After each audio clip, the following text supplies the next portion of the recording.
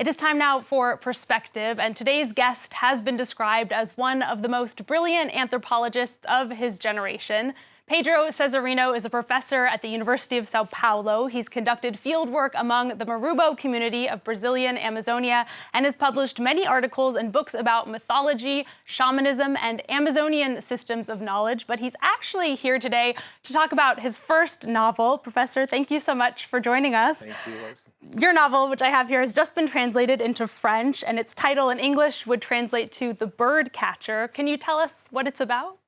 Sure. It is a fictional story about an anthropologist that goes to Amazonia to find out his last narrative that he didn't have known so far. And then there is a kind of trap for him, which is also a trap for the white researcher. And this trap is also a kind of the way of the Indians conceive the white people and the foreigner. So this is the background of the narrative. Okay, and you yourself are an anthropologist who studies indigenous cultures in the Amazon. So is this perhaps somewhat autobiographical? Not at all, actually. It is a fiction, but of course, when we write fictions, we always use things that are somehow autobiographical, but it's a fiction, so it's a novel. Yeah. What are some of the things then that you have in common, perhaps, with the main character? Well, I am an anthropologist as well. I know Amazon, but I'm not as melancholic as the character. Why did you make him so melancholic? Because he's a kind of tired of being there, you know, at the same time that he likes people. There's a kind of misunderstanding about his way of feeling the relationship with the indigenous persons. But my kind of relationship was different, you know. I really enjoyed to be there. And this character, he's a kind of in crisis. And this is your first novel. What made you want to write fiction about the very real work that you do? Yeah, because in fiction we can exactly work with misunderstandings between these different expectations of affectivity that in anthropology we cannot just work with this part of affection and the relationship that we have with people, you know, like in a scientific approach. It's not something that we can go deep into. And your book has been described as a biting and eerie satire of anthropology. What aspects of your field did you want to satire? Yeah, because the anthropologist is quite sure that he knows what he's going to do generally. He wants to make a research, he's a scientist.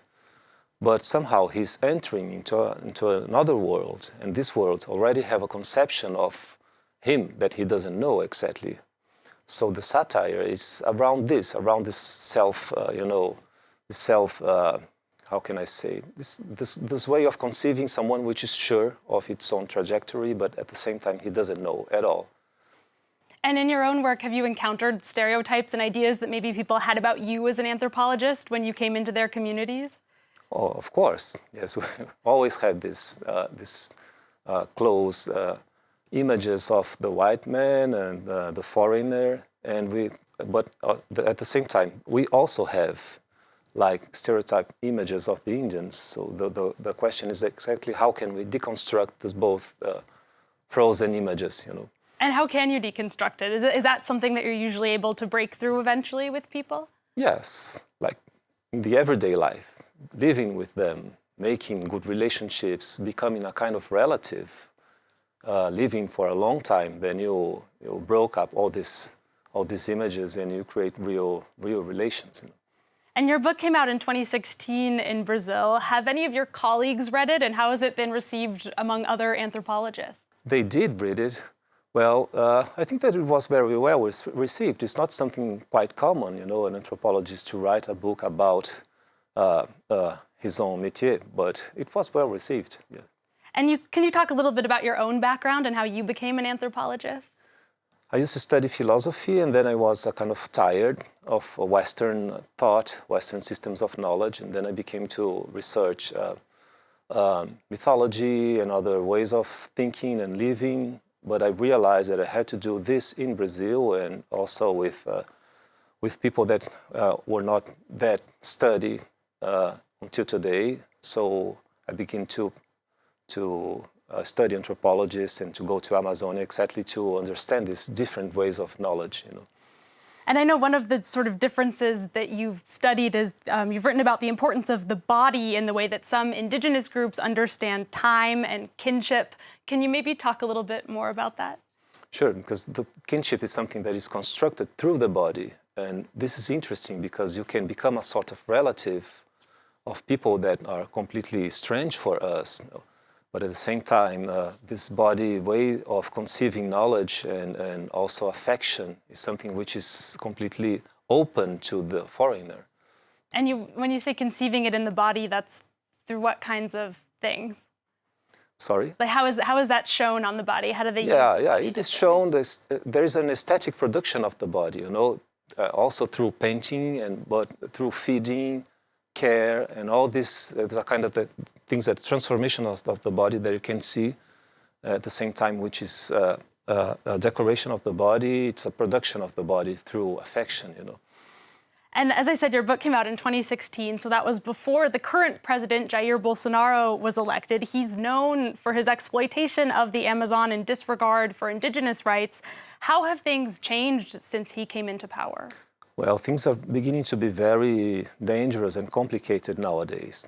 We are facing a big challenge. I think that this challenge is not only for Brazilian people, but it belongs to the world, because Amazonia is at the center of everything nowadays. So we hope that this will change soon.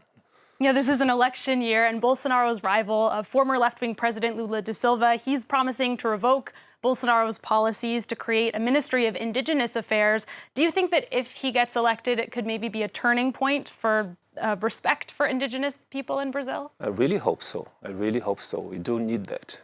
It's urgent.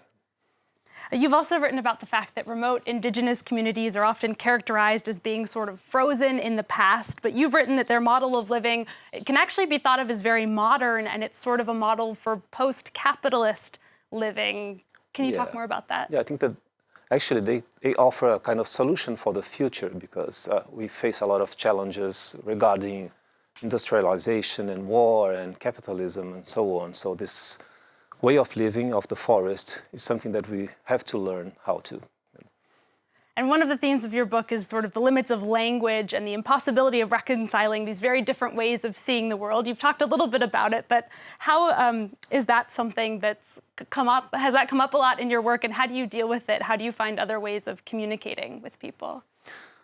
Yeah, I think that other ways of communicating with people are also other ways of conceiving different worlds, conceptions. It's exactly this that we need nowadays because we have a world which is in crisis. We have war, we have poverty, and all this kind of problem.